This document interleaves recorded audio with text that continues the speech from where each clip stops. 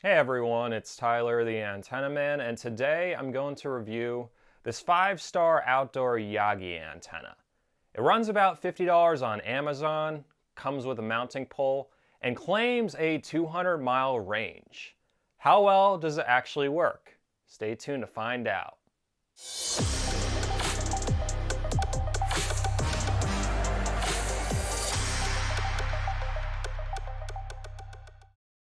If you're seeing me for the first time, make sure to subscribe to my YouTube channel and hit that little bell icon to receive a notification whenever I post a new video.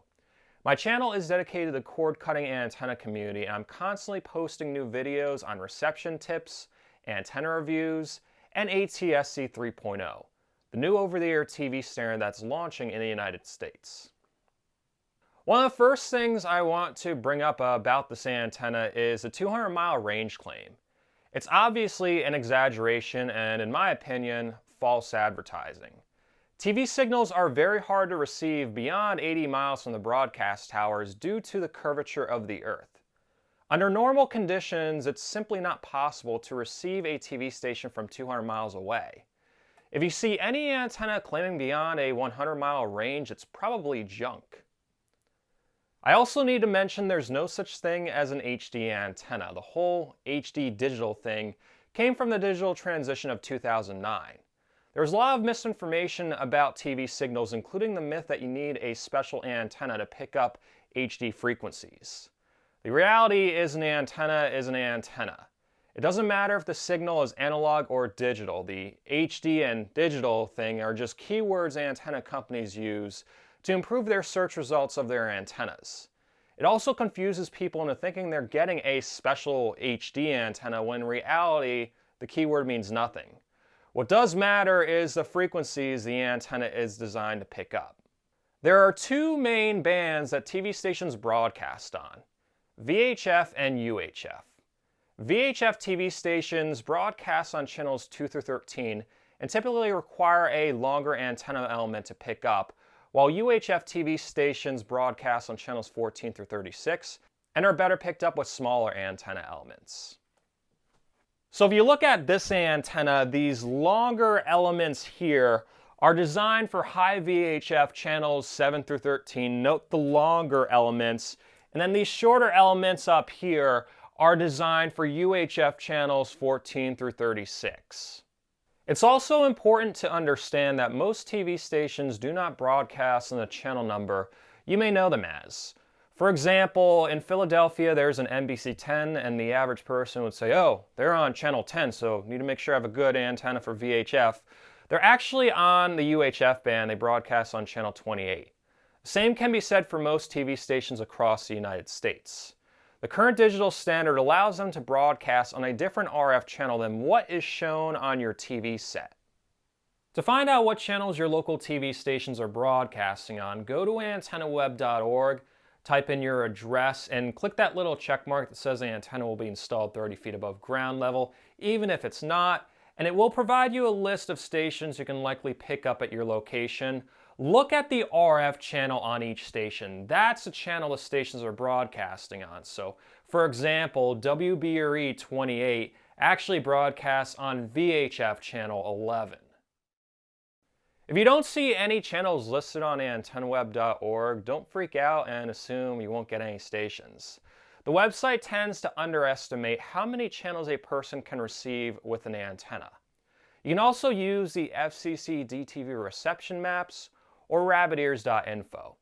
I attach links to both in the description of this video. So now that I got all of the antenna myths out of the way, I can start to talk about this antenna. To my surprise, the build quality is actually pretty solid. Not what I would expect from a generic company like 5-Star. The design is very comparable to the Winegard HD7694P, which I previously reviewed on my YouTube channel. Like the Winegard antenna ripped off, this antenna is what I'd consider a medium-sized directional antenna. It's larger than the average small directional antenna with multiple VHF and UHF elements. In theory, it should bring in channels better than the small antennas, but you never know with these generic antenna companies. The coax cable that came with the antenna is definitely junk. It's not as thick as a quality RG6 dual or quad shield cable, and will probably have a decent amount of signal loss. The type of cable you use can have a huge impact on how reliable your reception is from an antenna. I have a video on this topic attached in the description of this video. For a fair comparison, I did not use this cable to test out the antenna.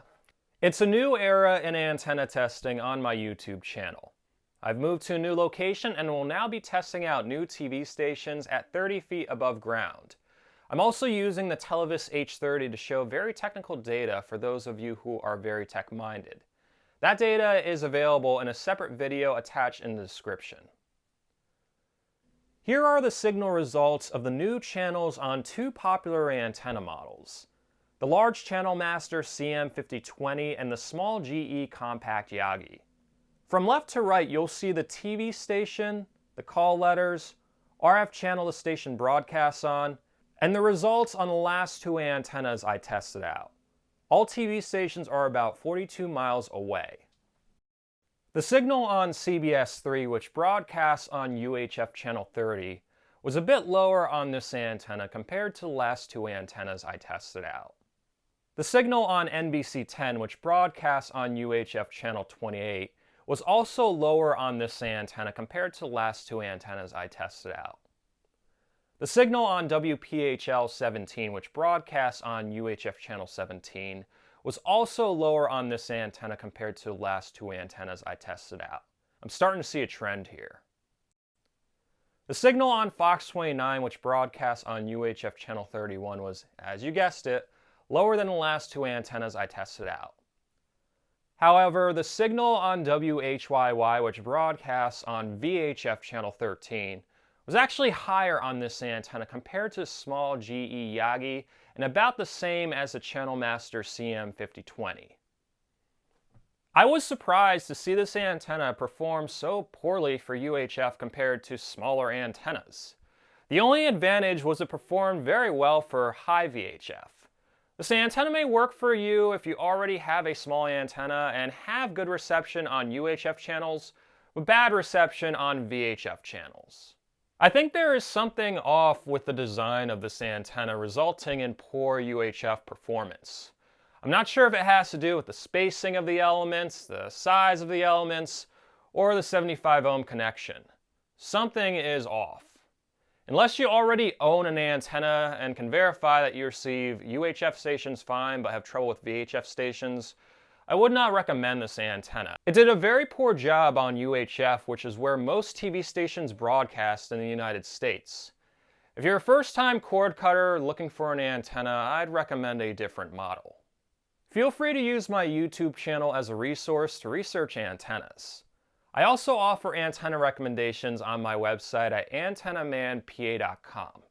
I go through your unique reception situation, take a look at the signal strength on the frequencies in your area, and make a specific recommendation on what antenna and amplifier would work best for your location based on my experience testing out over 50 antenna models and installing them in 4 TV markets.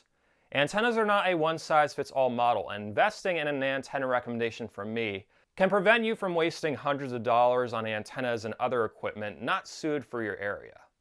Whether you decide to purchase this antenna, don't do it. Or another outdoor antenna, make sure it's properly grounded to prevent static buildup, which can attract a lightning strike. I attached a video on how to ground an antenna in the description of my video. Thanks for watching this YouTube video. A huge thanks to everyone who supports me on Patreon or is a member of my YouTube channel. If my videos have helped you cut the cord and you'd like to support the channel while gaining exclusive perks, such as behind-the-scenes content, access to my videos ad-free 1 day early, and direct contact with me, visit patreon.com/antennaman or click the join button in this video. If you're on Facebook, you can like my Facebook page at facebook.com/antennamanpa. If you're not on Facebook and would like to receive email updates when I post new videos, including when I just posted this one, you can sign up to my email list by following the link in the description of the video. Stay tuned to my YouTube channel for more antenna reviews and cord cutting information, and have an awesome day.